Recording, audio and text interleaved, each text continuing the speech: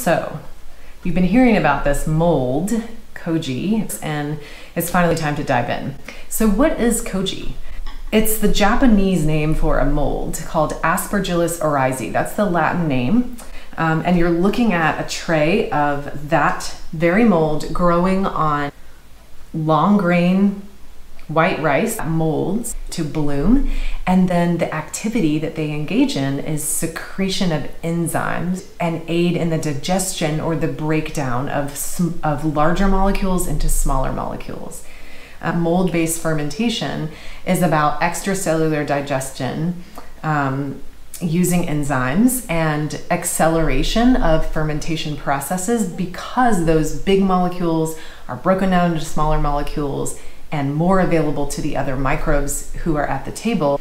And the amazing thing about this particular mold is that it has extremely powerful enzymatic properties. It comes from Asian culinary tradition. It dates back centuries, like 3rd or 4th century BC, where it has been used in the fermentation of grains.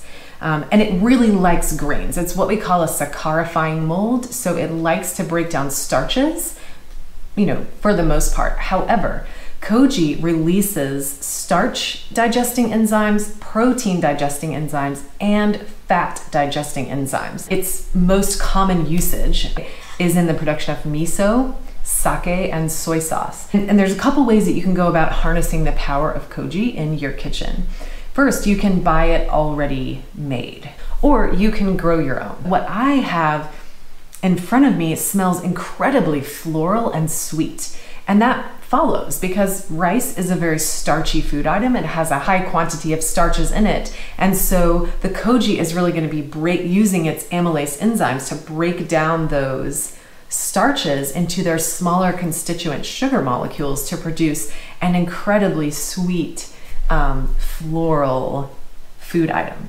So you can start to understand that the reason we use Koji is not just to unlock molecules and make them available for fermentation, but also to boost and amplify the inherent flavors that are in a food, and really impart incredible umami to any food item. Because if you think about it, big molecules aren't as discernible to you on your palate, but once you start unzipping them into their smaller constituent molecules, those molecules end up being simple sugars. They end up being amino acids and peptides and fatty acids and things that really contribute to aroma and flavor in the eating experience. And so Koji is an extremely powerful tool in that regard. No matter how you apply it and in the smallest quantities, you're going to get that incredible enzymatic benefit.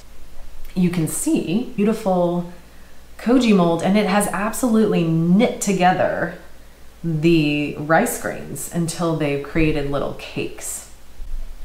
And so voila, you've grown your first batch of Koji. Really cool thing about Koji, you guys, is that right now it's alive, it's flowering. It has just flowered, but I can dehydrate it, I can salt it heavily, I can mix it, I can kill the mold essentially, but the enzymes won't stop working because they're present and they're in the mix. And so that's one of the things that gives us so much flexibility when working with Koji, is that we can really carry that enzymatic activity for a long time and through a lot of different applications. So that's a quick introduction to Koji. And I'm sure the next question is gonna be, well, what the heck do I do with this moldy rice? What are the applications that I can use it for? And we're gonna talk about that in the next segment.